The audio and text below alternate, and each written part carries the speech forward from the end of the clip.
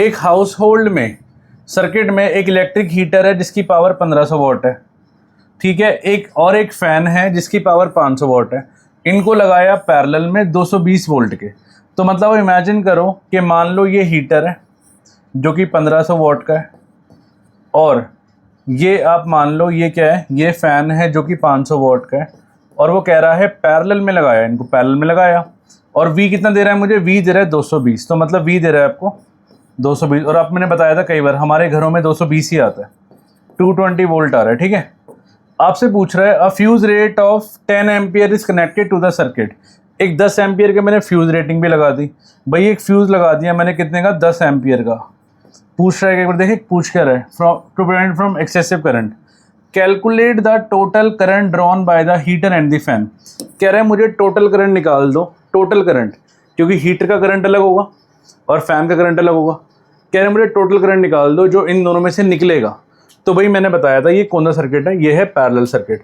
और parallel circuit में अगर मैं आपको दिखाऊं, मान लो अगर यहाँ से I जा रहा है तो भाई यहाँ पे I1 जाने वाला है और यहाँ पे I2 जाने वाला है ना। P मुझे पता है, इसको P मुझे पता है, इसका नहीं, इसका P भी पता है मुझे। तो आपको P पता है, आपको पूरे सर्किट का V पता है, आप इससे I1 निकाल लो P is equal to VI लगा के, आप इससे I2 निकाल लो P is equal to VI लगा के, और दोनों को क्या कर दो प्लस, आपका आंसर आपके सामने। कितना ईजी है, नहीं? देखो मैं क्या कह रहा हूँ, मैं कह रहा हूँ पूरे सर्किट में जो पैरेलल सर्किट है हमारा V सेम है ना, हमारा V सेम है, मतलब मैं सेकंड पार्ट कर रहा हूँ, सेकंड का भी A पार्ट प्रॉपर। पहले मैंने फर्स्ट पार्ट किया था ये, ठीक है। मैंने क्या बोला, मैंने कहा करंट यहाँ पे जाएगा ना I, तो मान लो यहाँ पे I1 चला गया और मान लो यहाँ पे I2 चला गया। अब मैं फॉर्मूला लगा रहा हूँ क्या, P is equal to VI, VI1 लगा रहा हूँ मैं। I1 क्यों लगा रहा हूँ, उससे मेरा I1 करंट आ जाएगा, है ना। P कितना है मुझे, P कितना गिवन है क्वेश्चन में, 500 गिवन है, तो 500 इज इक्वल टू V तो हमारे पास 220 रहने वाला है, I1 आ जाएगा इससे, तो ये आएगा 500 upon 220 is equal to I1। ये कट गया, ये गया 11 पे, ये गया 25 पे, तो ये आ गया 25/11। मैं फिलहाल इसको फ्रैक्शन में रख रहा हूँ क्योंकि ना मैंने दोनों को प्लस करना है एंड में, ठीक है। I1 आ चुका है मेरे पास, अब मैं I2 निकाल देता हूँ। I2 मैं सेम तरीके से निकालूंगा, क्या क्या लिखूंगा मैं फिर से, P इज इक्वल टू क्या लिखेंगे, VI2। तो P कितना है मेरा, 1500 है, तो 1500 इज इक्वल टू V कितना है मेरे पास, V इज 220 इंटू I2। तो इससे I2 आ जाएगा, ये आएगा 1500 upon 220 is equal to I2। ये भी देखो कट के 11 को छा रहा है, ये गया 11 पे, ये गया आपका 2 7 जा 14 75, तो I2 आ गया मेरे पास 75/11। अब ज़रा ये आ नहीं रहा है तो मैं एक काम करते हैं, ज़रा छोटा कर लेते हैं, ठीक है। ये हो गया छोटा, और चलो ऊपर जाओ, हाँ जी।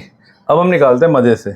तो मतलब मेरे पास I1 भी आ चुका है और मेरे पास I2 भी आ चुका है। अब इन दोनों को प्लस कर दो, आपके पास टोटल करंट आ जाएगा जो हीट और फैन का होगा। तो मतलब जो नेट I निकलेगा वो निकलेगा आपके पास I1 plus I2 which is equal to, fraction में ही 25/11 प्लस 75/11।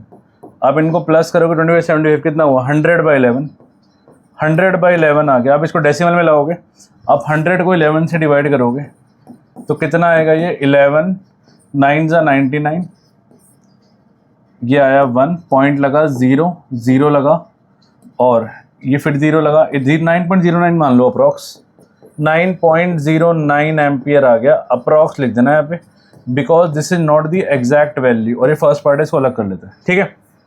तो मीन्स आपके पास करंट आ चुका है, आपका फर्स्ट पार्ट डन है, हमारा टोटल करंट आ चुका है। सेकंड पार्ट कह रहे हैं determine whether the 10 ampere fuse is appropriate for this circuit और इट विल ब्लो। भाई देखो ध्यान से सुनो, जब भी हम ये लगाते हैं ना, आपको फ्यूज वायर लगाते हैं, तो हमेशा जो हम करंट यूज़ कर रहे होते हैं ना, उससे जस्ट बड़ा ही लगाते हैं। और आपको दिख रहा है 10 एम्पियर गिवन है, अगर इस 10 की जगह 9 गिवन करता, 9 गिवन करता, तो मैं लिखता भाई कि क्या होगा, शॉर्ट सर्किट हो जाएगा, ये ब्लो कर देगा। बट ये अप्रोप्रिएट है, पता है क्यों, क्योंकि मैंने इससे बड़ी वैल्यू लगाई है। एक बात ध्यान रखना, हमेशा जब भी हम फ्यूज वायर लगाते हैं ना, तो भाई मैं 9.09 का 10 ही लगाऊंगा मैं, ये ना हो कि मैं 20 लगा दूं। क्यों, क्योंकि मान लो अगर हमने 20 लगा दिया और पीछे से 15 एम्पियर का करंट आ गया, आपके सारे अप्लायंस ख़राब कर देगा वो, ठीक है।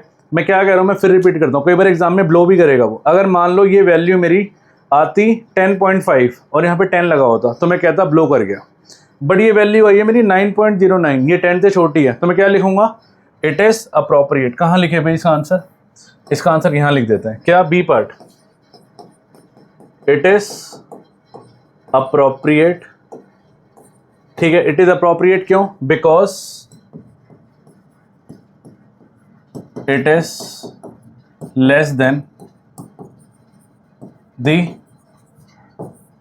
Fuse rating which is